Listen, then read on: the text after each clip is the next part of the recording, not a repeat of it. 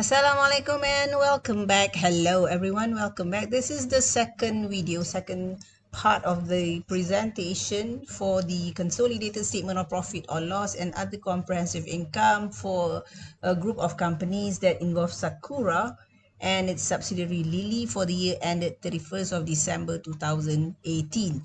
In our first video, we stopped at this item, which is dividend income from the subsidiary that has been removed here, and we are actually reporting only the group dividend income that is from the third party or external parties that are not the group member.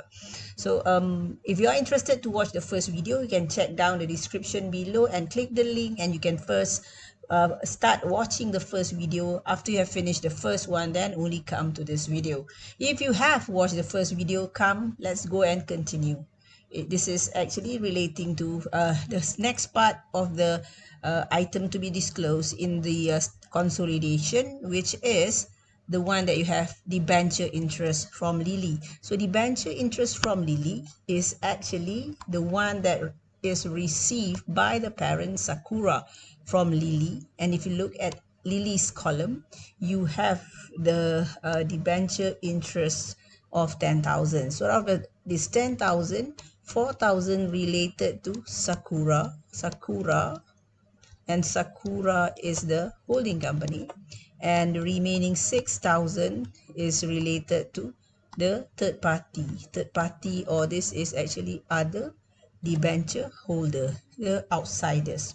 And if you look at the bottom here in information number 2, even if you are informed the 40,000 10% debentures of Lily were acquired, you are not informed how much is actually the debentures in Lily. So that was not possible for you to find. So what you can do is you can just use the information that you have been given here, that is just to cancel off the debenture interests, which are intra-group debenture interest. So what you will do is you're going to go and remove from the debenture interest under Sakura 4,000. This is for Sakura,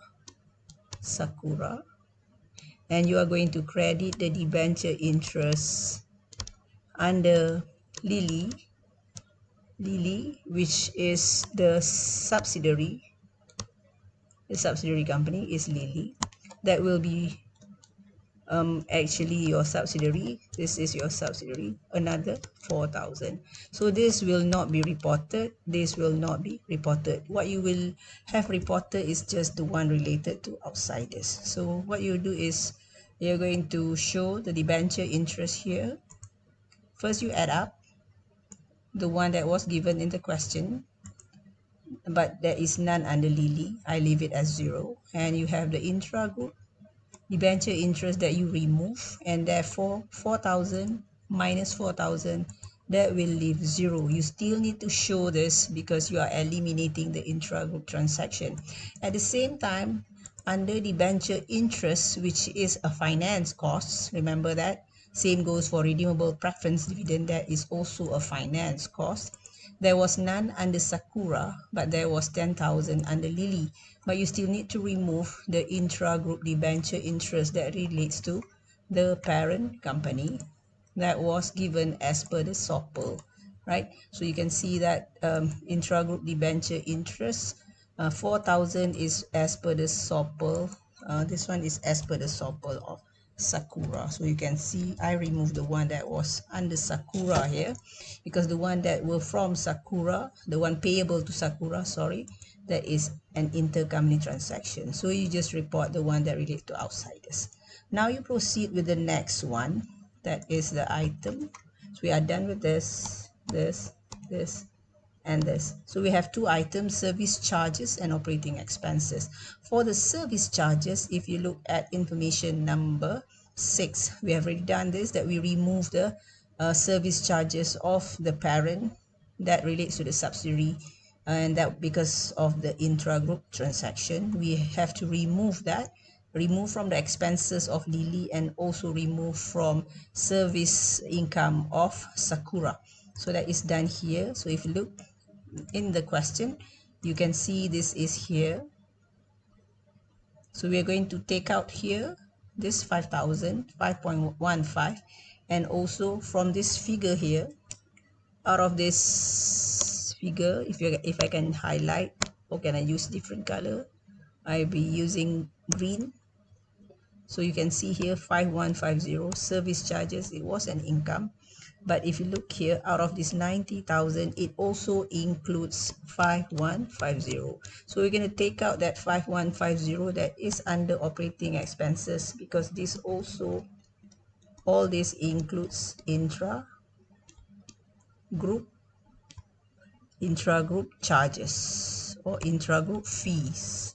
So these two it includes. So we need to go and exclude, or in simple words, to eliminate. So we have already done the entries earlier, so I'm going to remove it from here. First, I will just add the item, and now I'm going to remove the service fee, which is the one relating to the income received from the subsidiary.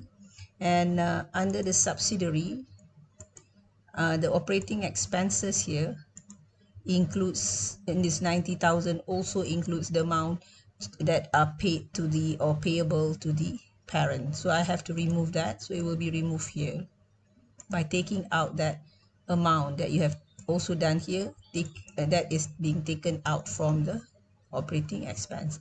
And there is one more thing that you need to do here for the operating expense. If you recall, earlier we have the under provision of depreciation when we were doing the fair value adjustment, this 10,000, where we have adjusted this one, and that was to be done in the retained profit brought forward. But here what we are doing is the part here where we need to go and provide the depreciation expense. So we go and debit, so that will go on and that will be adjusted in the operating expenses. Debit means to increase the expense with the 10,000, the current year depreciation that has been under provided. The one that was done in the prior period will be done later in the calculation of the group retained profit brought forward.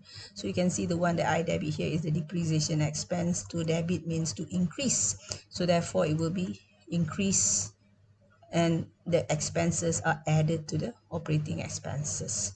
So therefore these two will have this figure, where the service charges has a zero balance, but operating expenses will have this 244,850. And now you will have your profit before tax. Your profit before tax is 581,150. Your taxation, simply just add them. There is no adjustment for anything here yet, nothing to adjust. So 170. Now we are going to focus on the other comprehensive income. So for your information, there was an other comprehensive income that relates to the current year. So that was actually number 5 that we have not yet done, the one number 5 here, where the one in number 4 is the revaluation surplus arising on the date of acquisition. But the one in number 5, so I'm using a different color.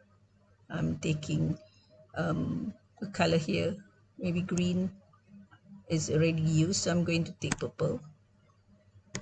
So during the year, you are informed there was a piece of land of Lily. And there's another one here, if you read Sakura. Okay, Lily's land was having an increase of 80,000. So meaning that there is a surplus of Lily. So debit land in Lily 80. And that was credited to the ARR land of Lily. That was happening in the current year 2018 with that 80,000. That is for the subsidiary. And there's another one for Sakura, where for Sakura, what you will do is, that is for the figure 120,000. So debit land of Sakura, that will not be shown here in the SOPL consolidated statement of profit or loss, but that 120,000 will appear in the statement of financial position. But somehow this evaluation of Sakura for the land Sakura of 120,000 this will affect, these two will affect the other comprehensive income. Other comprehensive income in the current year, because this happens during the year. So we're going to add that 2 here to our other comprehensive income. At first there was none, nothing for the surplus, but during the year there was this revaluation, and that revaluation of the non-depreciable asset, Sakura 120, Lily 80. So you will have to incorporate the item 200,000, the total, and now your total comprehensive income for the year is 611,150. We will now proceed looking at the split between the share of profit of the non-controlling interest with the one of the parent company. We start off with the one relating to the non-controlling interest, the profit for the year that is attributable to the non-controlling shareholder. That is the working here. Start by taking the profit for the year that was given in the question. So you can see here, this is the one. Yeah, you can see the one that I'm highlighting here, and you're gonna include it here. Then you make adjustment to the subsidiaries profit. So you're gonna make the adjustment. The first thing that you would do is to include the under provision that you earlier did. This one, this 10,000 here. Yeah, we need to adjust it here because this is under the subsidiaries current year adjustment. And then the second one is for you to just adjust your preference dividend, because there are no other adjustment that will affect subsidiaries current year profit, since if you have any unrealized profit or whatever adjustment here that you have here, this does not affect subsidiary, right? And you have 10,000, therefore you have the preference dividend to be 10,500. The share of the parent is actually 30%. The share of the non-controlling interest in the preference dividend is 70%. The one attributable to the equity holder, the profit is this amount, but the one shared by the non-controlling interest is 40%, and that will give you 47,800. So the total non-controlling interest is 55,150. So it will be here. You must show the split. This is part of the answer, and therefore the amount attributable to the equity holder of the parent is the difference between 411,150 and 55,150. Are you done? Not yet with that part. You still need to show how much is the total comprehensive income, this section, since you also have the other comprehensive income. However, if the question only stops at profit for the year without any other comprehensive income, you can just settle with working one for the profit attributable to the non-controlling interest. And now you need to proceed with looking at how much is the total comprehensive income that are by the non-controlling interest and how much belongs to the parent. So it is not difficult, it's quite easy. You just simply take the one that you have calculated here, the one here, and now you need to go and look if you have any revaluation surplus during the current year that relates to the subsidiary. Yes, it was 80,000, and that 80,000 is the one here, the one that we calculated here, the one of Lily. Do not take the one of the Sakura, because Sakura is not the subsidiary. Then you take the one being shared by the non-controlling interest, 40%, it is 32. So total up is, if you total up, you get 87,150. It is to be shown here. And the total, of course, is the one that you get here. See, the colors will differentiate things easier. And therefore, this is the one attributable to the non-controlling interest. And the remaining is the one attributable to the equity holders of parent. Okay, we are done with our consolidated statement of profit or loss and other comprehensive income, we have another part to be settled or to be completed, which is the consolidated statement of changes in equity, focusing only on the retained profit and non-controlling interest. We are not going to include any asset revaluation reserve here because that is not the requirement unless you are preparing the full consolidated statement of changes of in equity, then you will do so.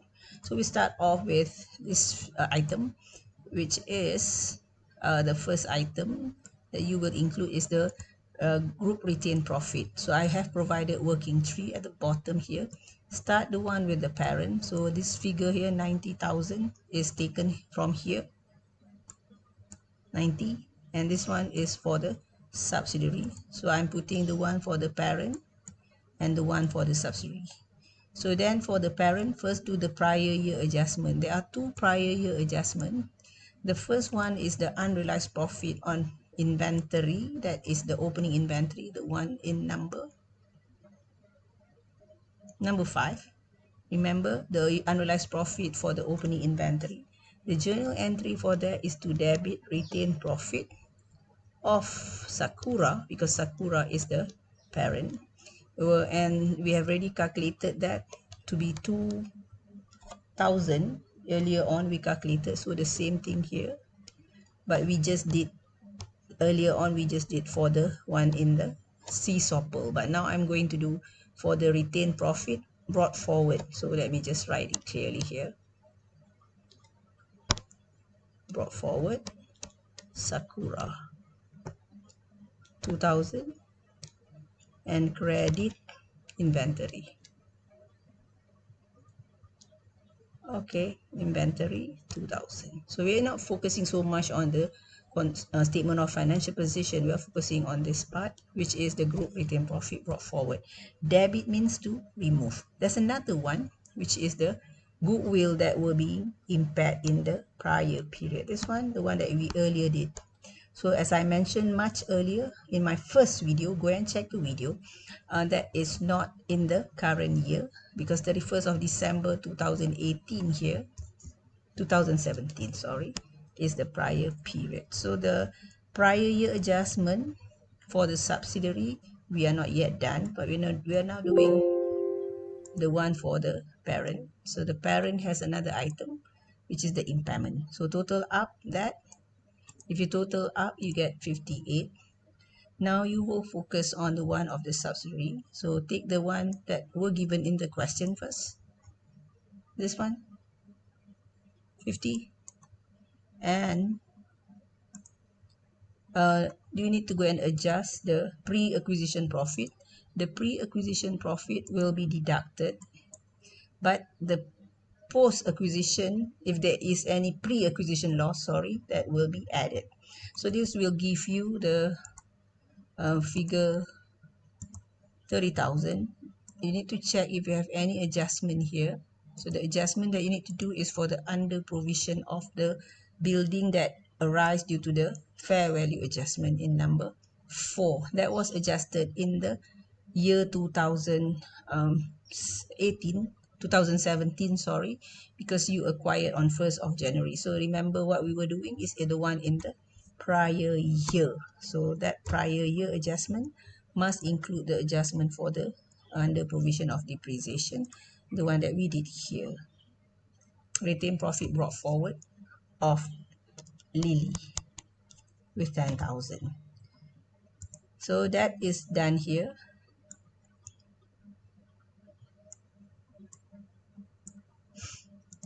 That was for the year ended 31st of December 2017. Then you will get the total.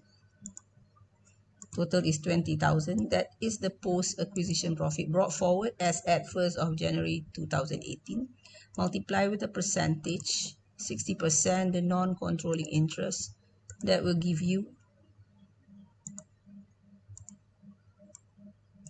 the figure 12,000.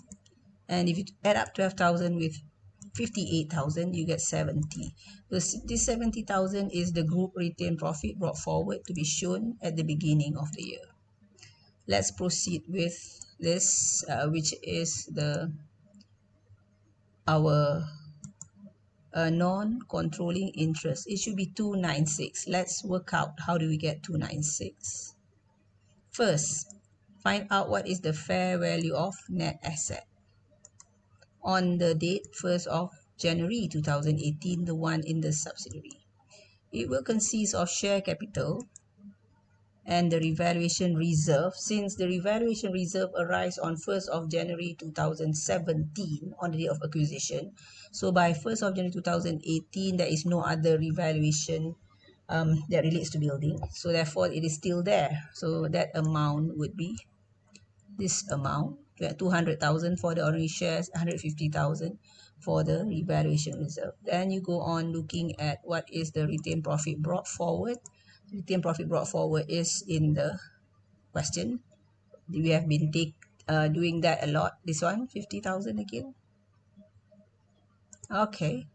Then you need to go and look at the prior year adjustment. The prior year adjustment, remember we are doing for 1st of January 2018. This is not the one on the date of acquisition. This is because the date of acquisition is in the prior year. So prior year adjustment means from the date of acquisition, 1st of January 2018, up until the beginning of the current year. So it was just for 1 year, since you have just acquired the company for almost 2 years if you are talking about the current year and 31st of December 2018. So the only adjustment that you need to do here is the under provision of depreciation. Unless you have other things, you need to do all those prior adjustments. So the amount here would be 40,000. So the fair value of net asset on 1st of January 2018, in total, it consists of share capital and reserve on that date. It is 390,000. The non-controlling interest share is 40%. So that will give you 156. So that's not the figure yet. We need to find out what are the preference shares or the non-controlling interest brought forward relating to preference shares in Lily, since we acquired some 200,000. Out of it, we acquired 30%, and 70% relates to the non-controlling interest. So the one of the non-controlling interest is 140. So if you add up, you will get 296, and this 296 is the figure that you will show here. Before that, I have forgotten to remind you, the one that you should do first is actually this, putting the profit for the year, which is the one that you calculated here. These two, these two items that I'm highlighting. So take that and put it here, because this will give you the correct amount for the profit for the year. Remember, there was an other comprehensive income revaluation surplus. You will not have anything under group retained profit, because surplus is not about a profit. Surplus is relating to group revaluation reserve. But somehow, if it's relating to the subsidiary will have a share in the post-acquisition revaluation reserve of the non-controlling interest, and parent will have its share. So the non-controlling interest column here, you will have a share of the post-acquisition surplus according to 40%, because the surplus of the subsidiary was 80,000. Recall this figure here. Okay, done. Now you have two items that you need to show. This is taken directly from here. Ordinary dividend that were declared by the parent is 60, and none for preference share, since no information on the preference share. Check if there is any preference dividend payable. There is none, because there is no preference share. The first, and then for the subsidiary, you have the information on dividend here, 40, 10,500. 40,000 of the ordinary dividend, the share of the non-controlling interest must be shown. That is the 40%. For the preference dividend, the share of the non-controlling interest will also be reflected here. So the amount is here. That is the calculation. And you will get 7350. There is no other information given regarding the preference dividend. That is the only thing that you have. So this is the balance carried forward 31st of December 2018. The group retained profit at the end of the year is 366,000. This is the one that you will show in the consolidated statement of financial position if you're preparing that together. This is the non-controlling interest, 359,800. That's it. That's the end of the preparation. I'll thank you for watching. Focus and do a lot of exercise to get better and better each day. I'll see you when I will see you. I'll see you in my other videos.